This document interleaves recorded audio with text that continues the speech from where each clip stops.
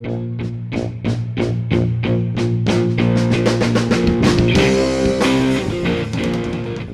and thanks for tuning in for my review of the Umbrella Academy Apocalypse Suite.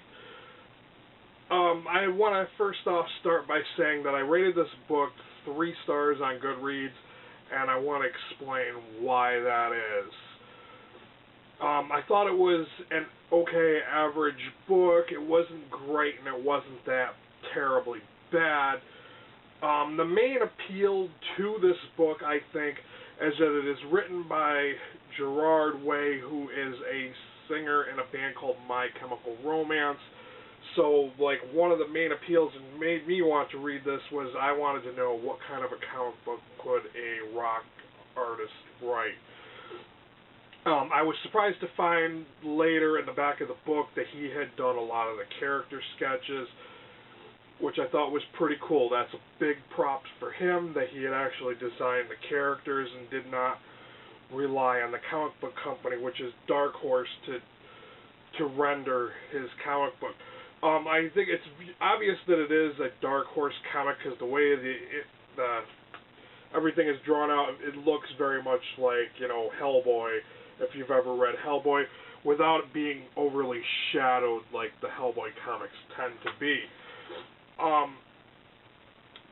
One main criticism I have of this book is that the story tends to leave a lot of plot holes. They don't explain like a lot of different things. For instance, the story starts out where some wrestler dies, and when he dies, his essence gets spread across the world, and all these like women get pregnant from that event, and they don't mention what happens to all the other babies, but there's like supposedly hundreds of these births, and only 7 of them are adopted by this guy called Professor Hargrave, and he raises them to be the Umbrella Academy and figures out what all their abilities are. And yeah, but they never explain who the wrestler was, like what was his main significance. There's no real character development whatsoever in this book. It is a 6-issue series collected in this one volume, which is the Apocalypse Suite, but it just goes way too fast. They just, from event to event, from book to book, everything just moves along so fast you don't really get an idea of who the characters are. They don't explain how the characters change from being children to becoming adults because it changes that fast. One of the things that I also thought was kind of, lame and kind of cliche was they have the talking chimpanzee who's intelligent and all that.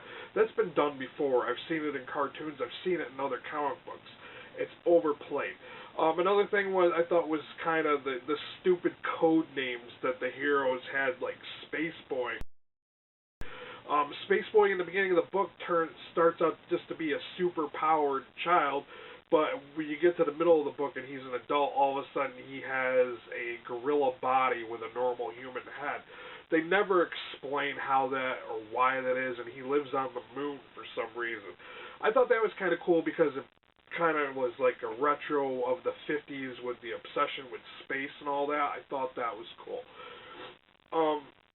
Another character, I think his name was Seance, but when they come to the funeral of the professor, and he says this cliche line, "It's good that everything I own is black," like insinuating that he's a goth, and it was just really cheesy, and I was just like, really? Did you have to put that cheesy one-liner in there? I thought it was really kind of dumb.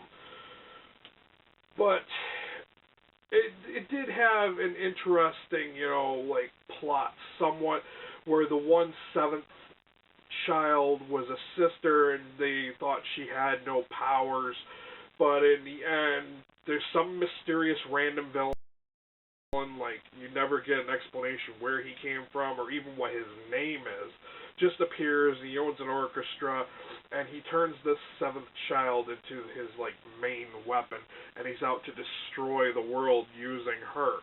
And she has some kind of, like, weird sonic powers where she uses a violin, hence she's the one on the cover. So, and it's just with all those like plot holes, that's why I rated it 3 stars. I mean, there were some times I was like, I really like this book, and then other times I really hated it. So that is my review of The Umbrella Academy Volume 1. I am still willing to give Volume 2 a chance. I am willing to read that and see how that one goes. I was not overly impressed by this, and it wasn't a total stinker. So, yeah, I don't know what else to say about this. I'm kind of glad it was only a 2-volume series, because... Well, thanks for watching, and if you have not already, please check out my giveaway video, which is the one before this one, where I am giving away 3 YA books with 2 winners.